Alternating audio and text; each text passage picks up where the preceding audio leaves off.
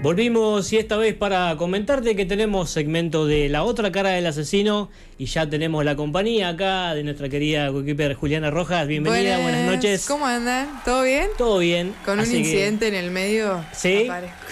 Bueno, pero estás acá, no hay problema. Salimos igual, dijo, Tal y acá cual, estamos. ya está, acá pero estamos. esta vez para comentarnos, porque hoy vamos a hablar, ya habíamos adelantado en el primer bloque, un poco no en esto de que hablamos sobre salud mental, pero enfocando en los casos que han elegido junto con Sol Fernández también, vamos a desandar un poco en explicar sobre este tipo de temáticas y a profundizar más que nada sobre lo otro. Exacto. Sobre la parte de salud mental, que es lo que importa. De alguna forma habían acomodado varios episodios de alguna manera como veníamos contando, pero que se iban a nuclear en este caso en un solo enfoque. Que estos casos son los que, hoy tenés compañía para poder presentarnos, así que, te doy el pase para que le den la bienvenida. El segmento pasado habíamos traído un caso de las hermanas satánicas, que tenía de particularidad que era el brote psicótico. Exactamente. Y había pasado unos días anteriores el gran caso de Villa Crespo, donde la madre también le agarra un brote y termina matando a sus hijos y a su marido. Y semana después nos encontramos con un nuevo caso. Otro más. De un hombre que también termina matando a su esposa y a sus hijos. Increíble. A través de un brote. Entonces hoy vamos a hacer hincapié en esto y en lo importante que es la salud mental. Así que traje una compañera de lujo hoy, que es Flor, que es licenciada en psicología y que nos va a dar una mano enorme con este tema de la salud mental. Exactamente, le damos la bienvenida. Bienvenida, Flor. Buenas noches. Gracias por acompañarnos esta noche. Y como bien desandaba Juli, un poco en esto de que vamos a abordar los diferentes casos que se fueron dando, pero haciendo foco en esto, ¿no? De la cuestión del brote psicótico, pero apuntando a lo más profundo, que tiene que ver con la salud mental. Exacto. Que es algo que vos llevas día a día, digamos, en tu trabajo y en lo que venís afrontando de que sos profesional y licenciada en psicología. Así es. Así que muy contenta de que me inviten. Me parece que también es importante que podamos visibilizar, la otra cara de estos casos que han estado conversando. Que es un poco lo que bien adelantaba Juli, digamos, en la modalidad de lo que hablan, ¿no? De lo que se puede ejemplificar, más allá de lo casuístico, digamos, de lo que se refleja en cada uno de estos episodios, es el patrón común que se refleja en cada uno de ellos, que tiene que ver con la posibilidad y la mentalidad que atraviesa esa persona al momento de que se den este tipo de hechos, pero que tenemos que empezar a desandar y a entender si esto es algo que se puede premeditar, es algo que se puede avisorar en cuanto a síntomas, en cuanto a momentos o a acontecimientos que devienen y decantan en este tipo de episodios. Exactamente. Lo que tiene el brote, por ahí lo que hablamos más nosotros, como profesionales de la salud mental, es que irrumpe de una manera tal vez más florida, ¿no? Que eso es lo que da cuenta, ¿no? Que cualquiera pueda darse cuenta de que está atravesando algún padecimiento de salud mental. Tal cual. Pero si uno indaga, se puede dar cuenta, que este brote fue presentando algunos signos, algunos indicios, que tal vez no fueron tan floridos, ¿no? Como estos casos que terminan lamentablemente en la muerte de un tercero. Tal cual. Pero sí se pueden dar ciertos indicios, ciertos rasgos de la persona que con una valoración, o al menos si uno tiene ciertas herramientas, puede darse cuenta que podría haber hecho alguna otra consulta previa. Pudo haber existido la posibilidad de que se pueda haber actuado de otra manera o prever que esto no suceda. Exactamente. Lo que siempre decimos de salud mental es esto: se puede prevenir, pero no se puede evitar. ¿Sí? Uno puede brindar ciertas herramientas, puede decir, en este caso, en este usuario, en este paciente, podemos hacer un tratamiento ambulatorio, hacer algún control por guardia de salud mental. Se puede pensar en alguna cuestión de iniciar un esquema farmacológico. Uno puede prevenir ciertas cuestiones, pero el profesional no puede evitar ciertos hechos. Eso, y también me parece, para la salud en general. Uno puede prevenir una gripe, uno puede prevenir en función de, una alimentación saludable o actividad física, pero no necesariamente eso va a hacer que evite tener algún tipo de enfermedad. Correcto. O sea, que se puede controlar, se puede mantener al margen. Uno puede hacer un seguimiento. Y si una persona, un brote psicótico se puede dar, no necesariamente porque la persona padezca, ¿no? Un padecimiento de salud mental, como puede ser una esquizofrenia, que es algo crónico para toda la vida. Un brote psicótico también se puede dar frente al consumo de algún tipo de sustancia. Exacto, eso leía yo también. Sí, y el brote puede ser transitorio, puede ser que tarde algunas horas en desandar, o puede que tarde semanas, ¿no? Claro. Y depende la causa de esto, si es en base a un consumo que se da este brote psicótico, o en base a un cuadro ya de base que sería la esquizofrenia, va a requerir otro tipo de tratamiento, ¿no? una persona que tiene un trastorno esquizofrénico va a necesitar necesariamente un tratamiento, no solo psicológico para él, sino para el contexto, que tiene que también de alguna manera tener herramientas para acompañarlo. Tal cual. Sino también, bueno, una interdisciplinaria, sea en todo esto, ¿no? Requerimos de un psiquiatra, requerimos de un esquema farmacológico y requerimos de redes sociofamiliares, ¿no? Es buen punto ese. Buen punto, porque si no también siento que recae un poco, bueno, pero tomaba la medicación y iba al psicólogo cada 15 días o de manera semanal. Exacto. ¿No? Pero el psicólogo son 45 minutos, el psiquiatra evalúa un esquema, ¿no? Después, bueno, en el diario, digo, ¿con qué está viviendo esta persona? ¿Vive sola, no vive sola? ¿Tiene hijos, tiene familiares? Tiene vecinos, digo, no necesariamente es la madre, el padre el que puede cuidar de una persona que tenga algún padecimiento de salud mental, digo, la comunidad, nosotros también podemos aportar. Exacto, la sociedad en su conjunto, que es la que, digamos, transita cualquier persona, porque claramente hablamos de personas que, más allá de un tratamiento, es decir, en la sociedad funcionan de manera normal o deberían funcionar de manera normal, y es a veces que en esos síntomas no recaemos que pueda suceder lo que viene después, ¿no? Que puede terminar en una tragedia, o como las chicas acá analizan cada caso, que nada, devienen en este tipo de cuestiones que después lo podemos definir como brote psicótico o otro tipo de posibilidades o síntomas y enfermedades. Así es, así es. Y también esto de que nosotros decimos, bueno, por ahí lo que llega también, que es lo que, bueno, como sociedad también nos interesa y lo que nos llama este brote, esto florido que sucede. Pero digo, previamente si uno hace una valoración, puede que haya ciertos indicios, ¿no? Esto de, no sé, dejó de ir al trabajo porque lo observaban cada vez que iba al baño, dejó de alimentarse porque sentía que lo iban a envenenar con la comida, tapé los enchufes porque sentía que me estaban espiando desde ahí.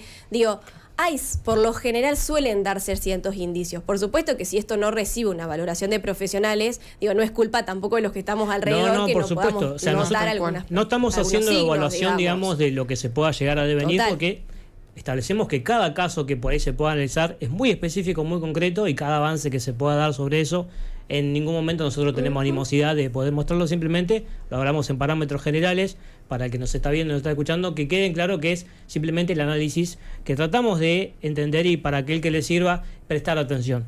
Exacto. Observar, darles observancia, porque la salud mental es muy importante y tiene que ver con que, bueno, hoy las chicas han traído esta posibilidad de poder quizás ahondar un poco más y profundizar más en ese tema. Bienvenida, Solcito Fernández. Hola a todos, que nos está haciendo compañía nuevamente acá. Muchas gracias, disculpen la demora.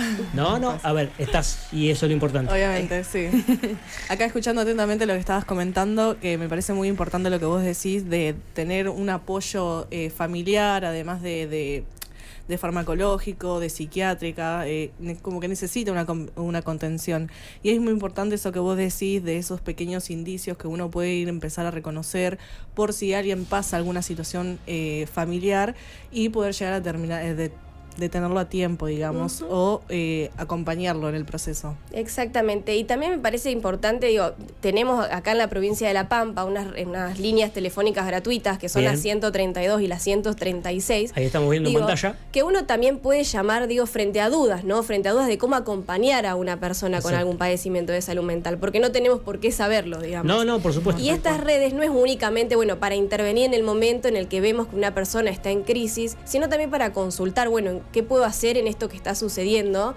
Digo, las redes funcionan los 365 días del año, las líneas, perdón, las 24 horas del día, ¿sí? Y por otro lado, digo, frente a estas situaciones, si por ahí me encuentro acompañando a algún usuario con algún padecimiento de salud mental, también contamos con la guardia de salud mental, ¿sí? Claro, eso es muy importante. Exacto, que no las tienen, digo, no está en toda La Pampa, la tenemos acá, está en Pico, está en Hacha y está acá. Entonces me parece súper valioso que tengamos ese conocimiento. Ni hablar. Que la guardia funciona las 24 horas del día también, los 365 días del año. Siempre te va a valorar un psicólogo, se trabaja de manera interdisciplinaria, hay psiquiatras de pasiva cuando es fin de semana, noche, se puede llamar, se puede acercar si amerita, digamos, la situación que requiere una valoración psiquiátrica. Contamos con trabajadores sociales, digo, también nos encontramos en un contexto donde muchas veces, digo, el acercarse a la guardia también tiene que ver por cuestiones, bueno, socioeconómicas, situación de calle, digo, un montón de otras cuestiones. Pero es importante esto que decís, porque quizás muchas personas no conocen todas estas alternativas y estas opciones y funciones que pueden llegar a tener para cuando pasan alguna de estas situaciones, que se sientan acompañados, que sepan que hay un apoyo, que pueden buscar ayuda. Sobre todo eso, es muy difícil el pedir ayuda, pero saber que tiene una contención detrás. Y también, digo, algo que solemos escuchar mucho es este miedo tal vez de la internación. Digo, hay como algo de bueno, si voy a la guardia de salud mental me van a internar. La realidad es que la internación es un recurso terapéutico más, pero es el último recurso a tratarse, ¿sí? Claro, exactamente. Siempre se va a puntualizar que la persona pueda irse a su lugar de ambiente, ¿no? Porque digo, bueno, la internación sirve y funciona, por supuesto, pero no en todos los casos, y se busca que sea lo último, porque no deja de ser restrictivo para la persona. Es verdad. Sí, tal cual. Y la idea, bueno, también es que esta persona pueda desenvolverse en el cotidiano, ¿sí? Entonces, digo, uno para evaluar una internación tiene que encontrar un riesgo cierto e inminente, que eso me parece importante. Así como lo establece la ley, exactamente. Como establece la ley, exactamente. Justo te quería preguntar con respecto a eso que dijiste de riesgo cierto e inminente, porque, por ejemplo, hubo un caso en el año 2020 de Rodrigo Rosa, que él tenía 51 años, cuando lo diagnosticaron de una esquizofrenia paranoide, donde él resultó de varios brotes psicóticos, también sentía que la familia lo quería envenenar. Entonces, en base a todos estos brotes psicóticos, su hermano, por ejemplo, intentó pedir varias veces que haya una internación voluntaria por el alerta de su comportamiento violento que él tenía en varias ocasiones. Y dice la familia que en base a esta desesperación, para ellos afirmaron que el sistema es ambiguo digamos, en la oración de decir riesgo cierto e inminente, y que en este caso ellos no actuaron a tiempo por esta cuestión de que varias veces pidieron que haya una internación, y para ellos, como no era un riesgo cierto e inminente en ese momento, no lo contemplaron. No lo contemplaron. Entonces, ¿qué pasó? Él, en uno de sus brotes psicóticos, sale a la calle, que fue aproximadamente a las 16:30, ahí en el Museo de Buenos Aires. Se dirige hacia un grupo de gente, entonces lo amenaza con un cuchillo, que ahí es cuando un policial, un agente de la policía se acerca. Él intenta intermediar esa situación, pero bueno, termina resultando apuñalado y Rodrigo termina siendo abatido por la policía. Entonces, nada, se batallaba mucho esto de lo que la familia pidió muchas veces, la contención, que el sistema no ayudó quizás en esos casos. Entonces decía que era muy ambiguo la definición de riesgo cierto e inminente. Bien. Yo no considero que sea ambiguo, sí considero que, como todos, hay profesionales buenos, profesionales malos, profesionales que tienen cierta implicancia con el usuario y profesionales que no. Cada uno con su librito, el verdadero. Digo, eso también es una cuestión, ética y profesional que se juega en la manera en la que uno realiza la valoración de la otra persona, ¿sí? La cuestión de riesgo cierto e inminente, nosotros, la ley de salud mental es algo que nos ampara también a nosotros como profesionales, y lo que se valora siempre es en el momento. Entonces, si en esa entrevista, tal vez digo, porque puede que haya sido valorado correctamente, ¿no?, de manera interdisciplinaria, y que en ese momento no se haya percibido ningún riesgo cierto e inminente, porque lo que por ahí el familiar trae son ciertas cuestiones que el profesional considera que de manera voluntaria, con ciertas estrategias al familiar que en ese momento está de contención, puede irse a su casa y volver a control, por ejemplo, ¿sí? Eso va a depender de la valoración. Lamentablemente sí está también esta cuestión de lo profesional, de qué implicancia y cuidado hay, ¿no?, del otro. Pero, yo trabajo en la guardia de salud mental. Llega un paciente donde yo considero que hay un riesgo cierto e inminente, donde la familia ha agotado todo tipo de otras herramientas, se ha agotado el tratamiento ambulatorio. Es una persona que va semanalmente al psiquiatra, que va semanalmente al psicólogo, que aún así no se siente mal y, por ejemplo, sigue con la idea persistente y tiene el método de qué manera por ahí podría hacerse daño, y yo considero que hay un riesgo cierto e inminente. Pero el abordaje ahí es más completo. Exactamente, pero también esto, en nuestro caso nuestros psiquiatras están de pasiva, entonces si yo veo una situación que considero que amerite ser valorado por un psiquiatra, uno lo llama, se comunica, y si no es algo a solucionar telefónicamente, que a veces sí, porque a veces es un ajuste de medicación, ¿sí? En el caso que requiera venir, acá hay que venir, ¿no? Hay que asistir. Obvio. Y también eso va a depender de la voluntad de los profesionales, ¿no? Pero es cierto que sí, muchas veces la familia ha pedido ayuda. También pasa que muchas veces la familia está agotada y es algo súper entendible. Entonces la internación suele como funcionar con ese efecto secundario, ¿no? Como una tranquilidad a la familia de descanso. Un paliativo, pero que en realidad no es esa la función. Exacto, es súper entendible. Pero nosotros, a quien apostamos es a este usuario con este padecimiento de salud mental, que consideramos que con cierta herramienta, con un esquema farmacológico o no, puede desenvolverse de otra manera en el ámbito cotidiano. Exactamente. ¿Sí? No es entendible totalmente el agotamiento de la familia. No, obviamente. Por eso siempre insistimos en esto, que porque si no es tiene un padecimiento de salud mental, tiene que ir al psicólogo. Pero el que acompaña también, por una cuestión de uno, no solo para saber cómo acompañar, sino cómo acompañarse uno frente a ese... Claro, porque ahí donde vos explicabas hace un rato, las herramientas con las que uno puede contar hoy se puede encontrar ante tal hecho, bien solo así enmarcar esta diferencia, ¿no? En entender que más allá de un acompañamiento, no, hay que entender que internar a una persona bajo su propia voluntad es algo que la ley hoy prohíbe, en este caso, porque en realidad la ley de salud mental establece que la internación, como bien marcó Flor, es el último recurso.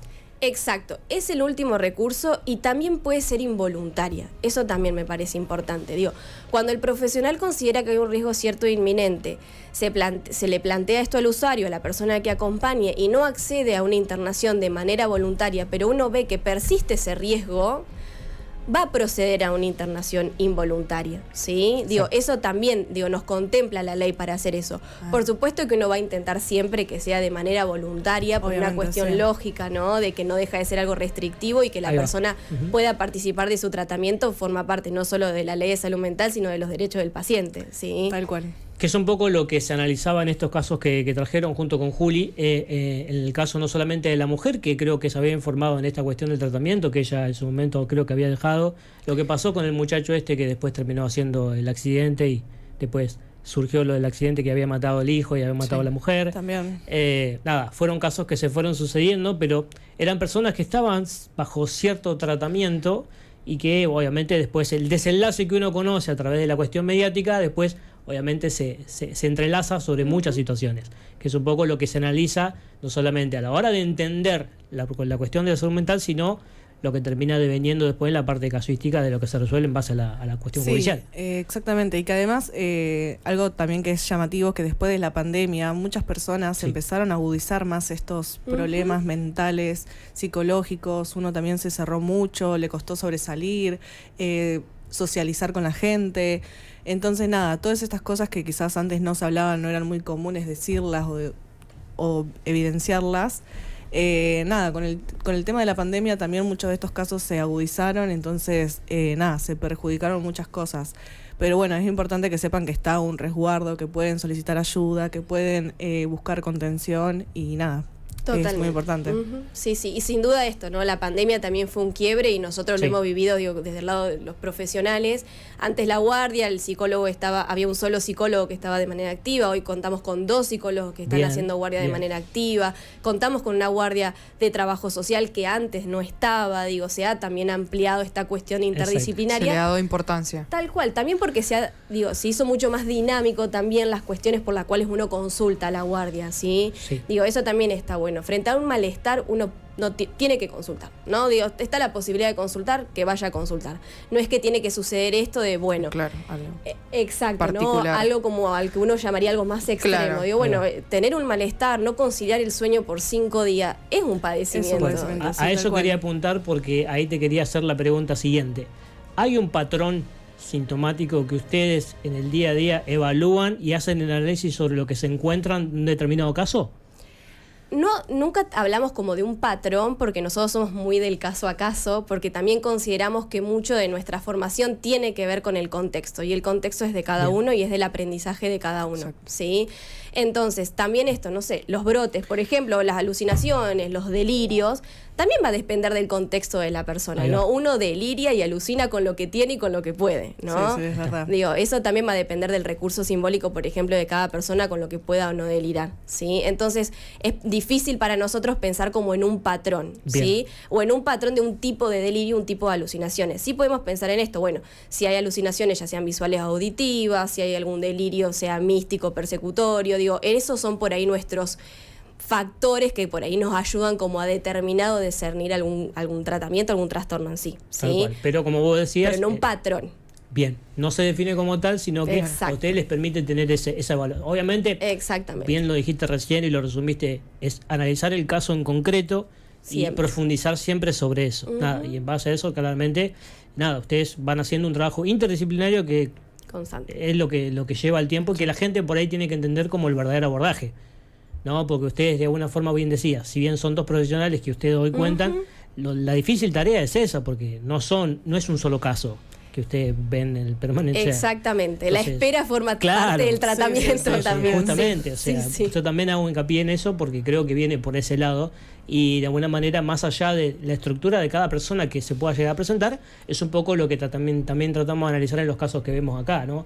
No sé qué situación se habrá encontrado en esas personas, pero si hubo un seguimiento, calculo que habrá sido correcto, supongo. No, obvio. Sí, tal cual. Y vuelvo a esto, ¿no? Digo que también frente a estos casos, digo, no siempre estos asesinatos, ¿no? O un suicidio va a decir, bueno, tiene un padecimiento de salud mental, ¿no? Porque con eso también desacreditamos, digo, bueno, no sé, un femicidio, por ejemplo. Bueno, no, en femicidio se habla de una persona que estaba consciente en ese momento, que estaba en contacto con la realidad, ¿sí? Digo, en el brote psicótico, en este caso, hablamos justamente de eso, de esa pérdida con el contacto con la realidad. Exactamente. Eso es lo que se valora digamos, en cada crimen, por eso se llega a esa conclusión, no es que... Se toma de esa forma. Su yo se desorganiza, o sea, y eso es lo que quiero preguntar, o sea, ¿qué posibles secuelas o qué es lo que se hace rutinariamente cuando la persona vuelve a tomar contacto con la realidad? La realidad es que eso va a depender, vuelvo a lo mismo, de la causa del brote psicótico. No es lo mismo, vuelvo a esto, ¿no? Que sea efecto de un consumo problemático que haya tenido ese brote, a que tenga que ver con un trastorno, por ejemplo, de la esquizofrenia, que es algo crónico y para toda la vida. Exacto. ¿Sí? En el caso de la esquizofrenia es difícil, de hecho, que la persona tenga conciencia de enfermedad porque justamente es algo que se ve ahí interferido, ¿no? Claro. La persona que siente voces, que escucha y demás. Es algo constante. Tiene esa certeza de que eso sucede y no va a haber manera de que uno le diga, bueno, eso no sucede. Bueno, de esto se trata el padecimiento. Okay. Sí, por supuesto, si esta persona hace un tratamiento, que en este caso sí o sí también va a tener que ser farmacológico, porque la idea es acallar estas voces, acallar, por ejemplo, estas sombras que estoy viendo. Sí o sí va a requerir, digamos, de ese esquema farmacológico, de un seguimiento psicológico para abordar, digamos, en qué ámbito se está pudiendo desempeñar. Claro. Eso va a ser necesario, por supuesto, y va a requerir siempre de este acompañamiento interdisciplinario. Claro. Sí, estoy hablando de esto, de una esquizofrenia, ¿no? Que es algo crónico y donde la medicación va a ser para toda la vida. Claro. Y por eso es tan importante contar con redes sociofamiliares, porque es muy probable que necesitemos que haya alguien que maneje la medicación. Digo, bueno, y cuando hablamos de este caso, de este tipo de medicación, no es una medicación al día, ¿no? Sí, no. El esquema va a depender también muy del caso a caso, y es importante, la verdad, contar con estas redes sociofamiliares que puedan o hacerse cargo de la medicación, o de llevarlo al psiquiatra, o de ir a buscarlo, ¿no? Es re importante. ¿Y qué se hace en los casos donde no se cuentan con ese apoyo familiar? Bueno, que nos encontramos mucho también, digo, la Guardia de Salud Mental es algo que yo creo que prima, es la falta de estas redes sociofamiliares, ¿no? Siempre también ampliando esto de redes, que no necesariamente es la familia, ¿no? A veces es un vecino, a veces es el amigo, a veces es el jefe del trabajo en el que estoy actualmente, ¿sí? Pero bueno, viste que quizás a esas personas les cuesta pedir ayuda a otras personas que quizás no son muy del ámbito familiar. Entonces, ¿qué haces en esos casos? Porque uno ponele de afuera, como amiga, como vecina, como sea, que te piden ayuda, vos tampoco sabes cómo afrontar esa situación. O sea, también de los dos lados debe ser complicado. Exactamente, y a nosotros también nos ponen esto de, bueno, nosotros no podemos internar por una cuestión social, ¿no? Claro. Digo, eso también es algo que plantea la ley. Lo que no digo que no ocurra, digo, pero no, tal cual, no es algo que se difunde ni que se promueve para ese lado. Exactamente, digo, no es la idea, ¿no?, de la internación, porque en realidad no estaríamos haciendo ningún efecto terapéutico internando a una persona porque no cuenta con redes. Eso es como autodiagnosticarlo, digamos. Exactamente. Si uno puede pensar, bueno, la Pampa tiene ciertos recursos, ¿no? Y de esto se encargan también los trabajadores sociales, de poder encontrar ciertos alojamientos, al menos de manera transitoria, hasta que esta persona pueda estar en un tratamiento. Exacto. ¿Sí? Entonces lo que se hace a veces es un seguimiento por guardia, que venga cada 24 horas, que venga cada 48. Digo, lo que es salud pública también se puede averiguar, bueno, qué zona sanitaria pertenece, uno se puede comunicar con el psicólogo de tal centro de salud. Digo, lo que es acá la salud pública, la verdad que funciona muy bien en estas cuestiones, digo, al menos estamos comunicados entre profesionales. Exacto. Sí, eso es importante. Son las herramientas con las que se vale ese entorno, digamos. Exactamente, y esto es al trabajo interdisciplinario, ¿no? Eso poder contactar con este trabajador social que por ahí conoce ciertos lugares para alojar. Claro. Y vuelvo a lo mismo, bueno, al menos pasar la noche, mañana te volvemos a valorar y vemos cómo pensamos, ¿no? Eso dependiendo también de la edad, ¿no? Eso va a depender exactamente de la edad, por supuesto. Si hablamos de niños, bueno, ahí ya intervienen otros efectores que tenemos también. Venir más lo social. Exacto. Porque te consultaba porque justo hace poco me pasó una situación en donde no sabía cómo afrontar esa situación de decir, bueno, tengo esta persona que está pasando por determinados problemas y yo no sabía desde qué lado abordar la ayuda. Así que bueno, me venía bien preguntarte también. Exacto. Y vuelvo a lo mismo, ¿no? Esto de las líneas. Las líneas no es únicamente para, bueno, estoy frente a una situación, una persona que está en crisis. También puede ser para un acompañamiento de consultar, bueno, ¿qué hago frente a esto? ¿No? Sí, eso también. Sí. Y además que, ahí lo estamos viendo en pantalla, justamente también es contar con esa posibilidad porque, a ver, uno a veces, como bien decía Sol, no sabe o por ahí no conoce o uno se siente que no cuenta con esas herramientas y para eso siempre está bueno siempre la consulta permanente. Porque vuelvo a repetir, preguntar no hace daño y molestar no genera ningún tipo de molestia porque tiene que ver con eso, con una actitud preventiva en lo que se pueda y en lo posible.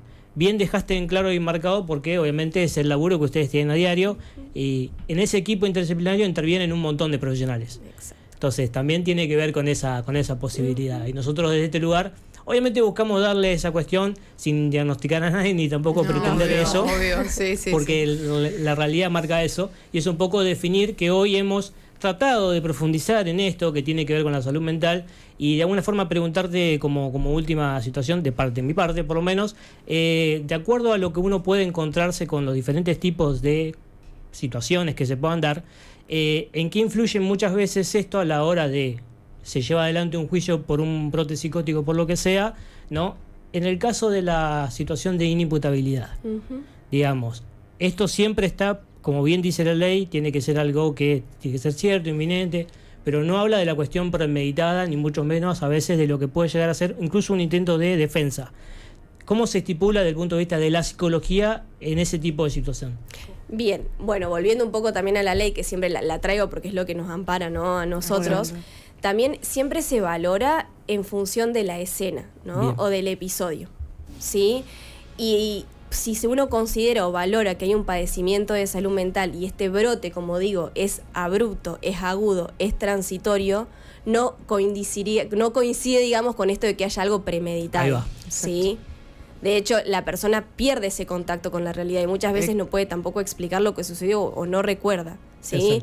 Y esto es fácil, ¿no?, de valorar en el sentido de los profesionales, porque siempre está también del otro lado frente a algún juicio de utilizar esta estrategia, ¿no? Sí, para zafar. Claro, ¿no? Como que zafo de ciertas cuestiones y la verdad que para el profesional que estamos como habilitados para este tipo de tratamiento, es bastante fácil darnos cuenta, ¿sí? Digo, de que no hay una manipulación del otro lado, claro. Digo, hay una cuestión ahí que uno puede valorar. Por supuesto, digo, fácil entre comillas, ¿no? Es compleja, lleva su tiempo, obviamente. Es interdisciplinaria, pero en el sentido de que para decir, bueno, hay un padecimiento de salud mental que impide a esta persona estar en contacto con la realidad, digamos, se puede valorar.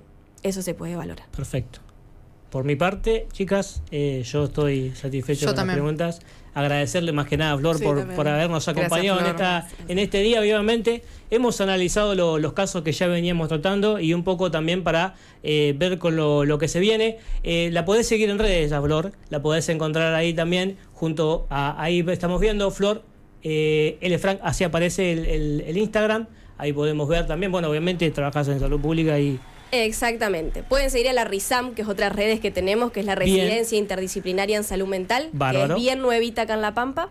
Espectacular. Así está bueno. Genial. Y también lo podés hacer siguiendo al Instagram de c.forenses_sol. Así está bien dicho. Sí, está bien. Perfecto. Te miro porque por ahí le puedo pifiar mirando, ¿viste?